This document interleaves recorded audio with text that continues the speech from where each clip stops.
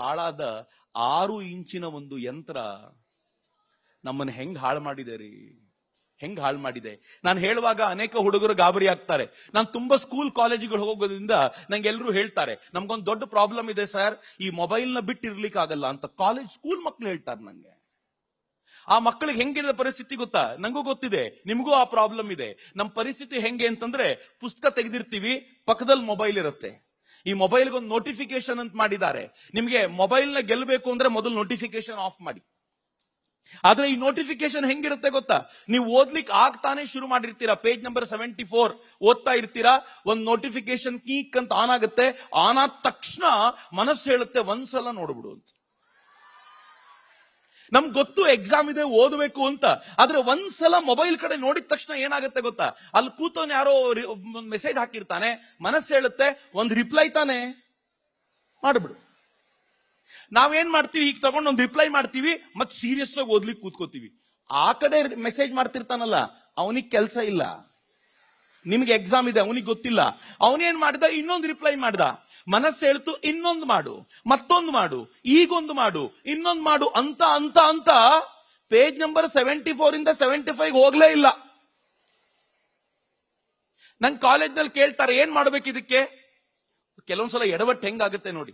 ನಾನು ಹೇಳಿದೆ ಒಂದ್ ಕೆಲಸ ಮಾಡಿ, ಈ ಮೊಬೈಲ್ ನ ತಗೊಳ್ಳಿ, ನೀವು ಓದಬೇಕಾದ್ರೆ ಪಕ್ಕದ ರೂಮಲ್ಲಿ ಇಟ್ಟು ಕೂತ್ ಬಿಡಿ, ಪ್ರಾಬ್ಲಮ್ ಸಾಲ್ವ್. ನೆಕ್ಸ್ಟ್ 2 hours ಈ ಮೊಬೈಲ್ ಮುಟ್ಟೋ ಅಗತ್ಯನೇ ಬರಲ್ಲ. ಹಂಗ ಹೇಳಿದ್ಮೇಲೆ ಒಂದ್ ಕಾಲೇಜ್ನಲ್ಲಿ ನಾನು ಹೇಳಿ ಬಂದೆ, ಒಂದ್ ಕಾಲೇಜಿನ ಹುಡುಗರ ನಂತರ ಹೇಳಿದ್ರು, ಸರ್ ಮೊದಲೇ ಚೆನ್ನಾಗಿತ್ತು ಅಂತ. ನಾನು ಯಾಕೆ ಅಂತ ಕೇಳಿದ್ರೆ ಏನಂದ್ರು ಗೊತ್ತಾ? ಮೊದಲು ನೋಟಿಫಿಕೇಶನ್ ಬಂದಾಗ ನೋಡ್ತಿದ್ವಿ, ಈಗ ಪಕ್ಕದ ರೂಮಲ್ಲಿ ಇರುತ್ತಲ್ಲ, ಈಗ ಬಂದಿರ್ಬೋದೇನೋ, ಈಗ ಬಂದಿರ್ಬೋದೇನೋ. ವಿಚಿತ್ರ ಅನ್ಸೋದಿಲ್ವಾ? ಈ ಮೊಬೈಲ್ ಇರೋದು 6 ಇಂಚಿಂದು, ಇದರ ಮೇಲೆ ನನ್ನ ಕಂಟ್ರೋಲ್ ಇರ್ಬೇಕೋ, ನನ್ನ ಮೇಲೆ ಇದರ ಕಂಟ್ರೋಲ್ ಇರ್ಬೇಕೋ. ಬಟ್ 99% ನಾವ್ ಯಾರ್ಯಾರಿದ್ದೀವೋ ಈ 6 ಇಂಚಿನ ಹ್ಯಾಂಡ್ ಸೆಟ್ ಸ್ಮಾರ್ಟ್ ಫೋನು ನನ್ನ ಟೋಟಲ್ ಕಂಟ್ರೋಲ್ ಮಾಡೋದನ್ನ ನೋಡಿದಾಗ ಐ ಆಮ್ ಟೋಟಲಿ ಲಾಸ್ಟ್. ಮಿತ್ರ, ಯಾರಾದ್ರೂ ನ್ಯೂರೋ ಸರ್ಜನ್ಸ್ ಇದ್ರೆ ಮಾತಾಡಿ ನೋಡಿ. ನಿಮ್ಗೆಲ್ಲ ಮೆದುಳಿನ ಚಿತ್ರ ಬರೆದು ಗೊತ್ತಿದೆ. ಈ ಮೆದುಳಿನಲ್ಲಿ ಫ್ರಂಟಲ್ ಪಾರ್ಟ್ ಒಂದಿದೆ, ಅದು ಕ್ರಿಯೇಟಿವ್ ಐಡಿಯಾಸ್ ಗಳನ್ನ ಜನರೇಟ್ ಮಾಡೋ ಪಾರ್ಟ್. ಆದ್ರೆ ಪ್ರಾಬ್ಲಮ್ ಏನ್ ಗೊತ್ತಾ? ಯಾವಾಗ ನಾವು ಮೊಬೈಲು, ಟಿವಿ, ಗೇಮಿಂಗ್ ಗಳಲ್ಲಿ ಜಾಸ್ತಿ ಇರ್ತೀವೋ ಈ ಮೆದುಳಿನ ಮುಂಭಾಗ ಡೆವಲಪ್ ಆಗೋದಿಲ್ಲ ಅಂತ ನ್ಯೂರೋ ಸೈಂಟಿಸ್ಟ್ ಗಳು ಹೇಳ್ತಾರೆ.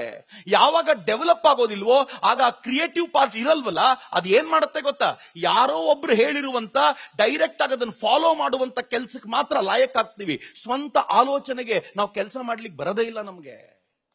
ಈ ದೇಶದ 90% ತರುಣರು, ವಿ ಆರ್ 65% ಈ ದೇಶದ ಜನ ಅಂಡರ್ 40 ಇದ್ದೀವಿ. ಅದರಲ್ಲಿ 90% ಜನ ಸ್ವಂತ ಆಲೋಚನೆ ಮಾಡ್ಲಿಕ್ಕಾಗದವರಾಗಿದ್ದೀವಿ, ನಾನು ಮತ್ ನೀವೇ. ಯಾಕಾಗಿದ್ದೀವಿ ಅಂದ್ರೆ ಈ ಕಾರಣಕ್ಕೆ. ಅದಕ್ಕೆ ಸ್ವಾಮಿ ವಿವೇಕಾನಂದರು ಹೇಳಿದ್ರು, ನನಗೆ ತರುಣರನ್ನು ಕೊಡಿ, ಹ್ಯಾಂಡ್ಫುಲ್ ಆಫ್ ಯೂತ್ಸ್, 12 ಜನ, 25 ಜನ, 100 ಜನ ಸಾಕು, ನಾನು ಈ ದೇಶವನ್ನು ಬದಲಾಯಿಸ್ತೀನಿ ಅಂತ ಸ್ವಾಮೀಜಿ ಹೇಳಿದ್ರು. ಇವತ್ತಿಲ್ಲಿರುವಂತ ಕಾಲೇಜ್ ಮಕ್ಕಳನ್ನ ಲೆಕ್ಕ ಹಾಕಿದ್ರೆ ನೀವೇ 100ಕ್ಕಿಂತ ಜಾಸ್ತಿ ಇದ್ದೀರಾ. ಬಟ್ ಯಾಕೆ ವಿವೇಕಾನಂದರು ಕೇಳಿದ ತರುಣರಾಗ್ಲಿಲ್ಲ ಅಂತಂದ್ರೆ, ವಿವೇಕಾನಂದರ ತಾರುಣ್ಯದ ಡೆಫಿನೇಷನ್ ಬೇರೆ ಇತ್ತು ಕಂಡ್ರ. ವಿವೇಕಾನಂದರು ಏನ್ ಹೇಳ್ತಿದ್ರು ಗೊತ್ತಾ? ತರುಣ ಅಂದ್ರೆ ಯಾರು, ಯುವಕ ಅಂದ್ರೆ ಯಾರು ಅಂತ. ಸರಿಯಾಗಿ ಕೇಳಿಸ್ಕೊಳ್ಳಿ. ಕಬ್ಬಿಣದ ಮಾಂಸಖಂಡ, ಉಕ್ಕಿನ ನರಮಂಡಲ, ಮಿಂಚಿನ ಬುದ್ಧಿಶಕ್ತಿ, ಅಗೋ ನೋಡು ಗುಡ್ಡ ಅಂದ್ರೆ ಅವನು ಗುಡ್ಡ ನೋಡಬಾರದಂತೆ, ಪುಡಿ ಮಾಡ್ಬೇಕ ಸ್ವಾಮೀಜಿ, ಅದನ್ನ ಮಾಡ್ಕೊಂಡು ಬರ್ತೀನಿ ಈಗ ಅಂತ ಹೇಳ್ಬೇಕಂತೆ. ಆ ವಿಲ್ ಪವರ್ ಇರಬೇಕು ಅಂತ. ಎಲ್ಲಿದ್ಯಪ್ಪ? ಕಬ್ಬಿಣದ ಮಾಂಸಖಂಡ ಅಂದ ತಕ್ಷಣ 50% ಡೌನ್. ಅದು ಉಕ್ಕಿನ ನರಮಂಡಲ ಸೇರಿಸಿದ ತಕ್ಷಣ ಇದ್ದ 50 ಹೋಯ್ತು. ಮಿಂಚಿನ ಬುದ್ಧಿಶಕ್ತಿ ಅಂದ್ರೆ ಯಾರೋ ಒಬ್ನೋ ಇಬ್ನೋ ಇರಬಹುದು, ಅವನಿಗೂ ವಿಲ್ ಪವರ್ ಹೆಂಗೆ ಅಂತಂದ್ರೆ 0, ಏನೂ ಇಲ್ಲ. ಇಂಥವ್ರನ್ನ ಕಟ್ಕೊಂಡು ಯಾವ ರಾಷ್ಟ್ರ ಕಟ್ಟೋದು? ವಿವೇಕಾನಂದರು ಹೇಳಿದ ಆ ತಾರುಣ್ಯಕ್ಕೆ ಹತ್ತಿರವಾದರೂ ಹೋಗುವಂತ ಒಂದು ಸಮರ್ಥವಾಗಿರುವಂತ ಯುವ ಶಕ್ತಿ ಬೇಕಲ್ಲ, ಎಲ್ಲಿಂದ ಬರುತ್ತೆ? ಸ್ವಾಮೀಜಿ ಹೇಳಿದ್ರು 3 ಶಕ್ತಿ. ನಾನು ಹೇಳಿದ್ನಲ್ಲ, ಇದನ್ನ ಕೇಳಿದ ನಂತರ ನಿಮ್ ಬದುಕು ಬದಲಾಗುತ್ತೆ ಅಂತ. ನಿಮ್ಗೆ ತಾಕತ್ತಿದ್ರೆ ಈ 3 ಶಕ್ತಿ ಬಗ್ಗೆ ಸಾಕು, ಇನ್ನೇನು ಯೋಚನೆ ಮಾಡ್ಬೇಡ್ರಪ್ಪ. ನಿಮ್ ಫಿಸಿಕ್ಸ್ ಅಲ್ಲಿ ಮಾರ್ಕ್ಸ್ ಎಷ್ಟು? I never asked. ನೀವು ಕೇಳಿ ನೋಡಿ ಸುಜಿತ್ ಮಾರ್ಕ್ಸ್ ಎಷ್ಟಿರುತ್ತೋ ದೇವರೇ ಬಲ್ಲ ಅಂತ. ಅವ್ರಿಗೆ SSLC ಮಾರ್ಕ್ಸ್ ನೆನಪಿದೆಯೋ ಇಲ್ವೋ ಗೊತ್ತಿಲ್ಲ. ಯಾವ ನಿಮ್ ತಂದೆ ತಾಯಿ ಮಾರ್ಕ್ಸ್ ಜಾಸ್ತಿ ತಗೊಳ್ಳಿ ಅಂತ ಹೇಳ್ತಾರೋ ಅವ್ರಿಗೆ ಸುಮ್ಮನೆ ಕೇಳಿ, SSLC ಅಲ್ಲಿ ನಿಂದೆಷ್ಟು ಮಾರ್ಕ್ಸ್? ಅವ್ರು ಸೈಲೆಂಟ್ ಆಗ್ತಾರೆ, ಮಾತೇ ಆಡೋದಿಲ್ಲ. ಬಿಕಾಸ್ ಮಾರ್ಕ್ಸ್ ನಿಂದ ಅಲ್ಲ ಕಟ್ಲಿಕ್ಕಾಗದು. ಆದ್ರೆ ಏನು ಅಂತ ನಾನು ಹೇಳ್ತೀನಿ, 3 ಶಕ್ತಿ, ಮೂರು ಶಕ್ತಿ. ಇವತ್ತು ನೀವು ಮನೆಗೆ ಹೋಗ್ಬೇಕಾದ್ರೆ ಇನ್ನೆಲ್ಲ ಮರ್ತೋಗಿ ಈ 3 ಶಕ್ತಿ ನೆನ್ಪಿಟ್ಕೊಳ್ಳಿ.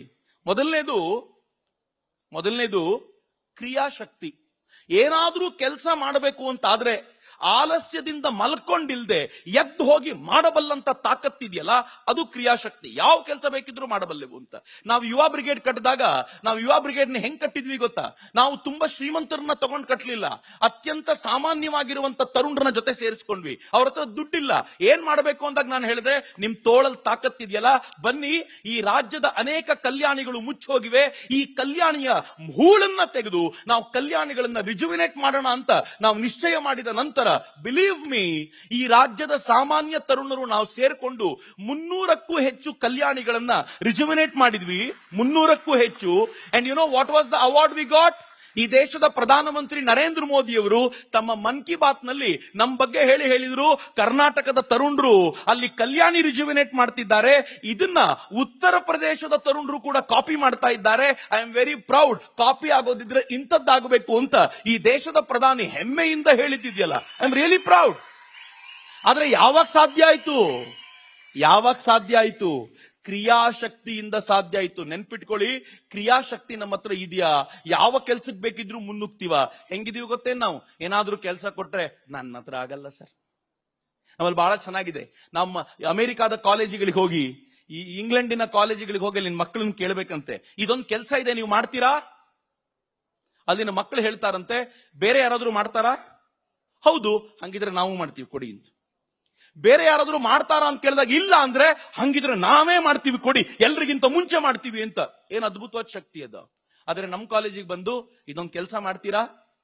ತಕ್ಷಣ ನಮ್ಮ ಹುಡುಗರು ಕೇಳ್ತಾರೆ, ಬೇರೆ ಯಾರಾದ್ರೂ ಮಾಡ್ತಾರಾ? ಹೌದು ಅಂದ್ರೆ ಅವ್ರ ಹತ್ರನೇ ಮಾಡ್ತಾರಲ್ಲ, ಇಲ್ಲಿಗೆ ಯಾಕೆ ಬಂದ್ರಿ? ಬೇರೆ ಯಾರಾದ್ರೂ ಮಾಡೋದಿಲ್ಲ ಅಂತಂದ್ರೆ, ಹಂಗಿದ್ರೆ ಯಾರು ಮಾಡ್ಲಿಕ್ಕಾಗಲ್ಲ, ನಾವ್ ಯಾಕೆ ಮಾಡೋದು, ಹೋಗಿ ಅಂತ. ನಾವು ಹಿಂಗಿದ್ರೆ ಆಗೋದಿಲ್ಲ ಮಿತ್ರರೇ. ಕ್ರಿಯಾಶಕ್ತಿ ಹೆಂಗಿರ್ಬೇಕು ಅಂತಂದ್ರೆ, ಇವತ್ತೇ ಡಿಸೈಡ್ ಮಾಡಿ.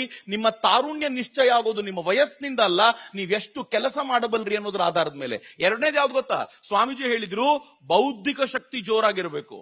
ಆ ಬೌದ್ಧಿಕ ಶಕ್ತಿ ಹೇಗಿರ್ಬೇಕು ಅಂದ್ರೆ, ಸುಮ್ನೆ ಕೆಲಸ ಮಾಡೋದಲ್ಲ, ಈ ಕೆಲಸದ ಹಿಂದೆ ಬೇಕಾಗಿರುವಂತ ಶಕ್ತಿಯನ್ನ, ಬೌದ್ಧಿಕವಾಗಿರುವಂತ ಶಕ್ತಿಯನ್ನು ಜೋಡಿಸ್ಬೇಕು ಅಂತ. ಮೂರನೇ ಶಕ್ತಿ ಸ್ವಾಮೀಜಿ ಹೇಳಿದ್ರು, ಇಚ್ಛಾಶಕ್ತಿ ಇರಬೇಕು. ನಿಮ್ ಮನಸ್ಸು ಹೆಂಗಿರ್ಬೇಕು ಅಂತಂದ್ರೆ, ಇದನ್ನ ಮಾಡ್ತೀನಿ ಅಂತ ನಿಶ್ಚಯ ಮಾಡಿದ್ರೆ ಮಾಡೇ ಮಾಡ್ತೀನಿ ಅನ್ನುವಂತ ಸಂಕಲ್ಪ ಇರಬೇಕು. ಎಲ್ಲಿದ್ಯಪ್ಪ?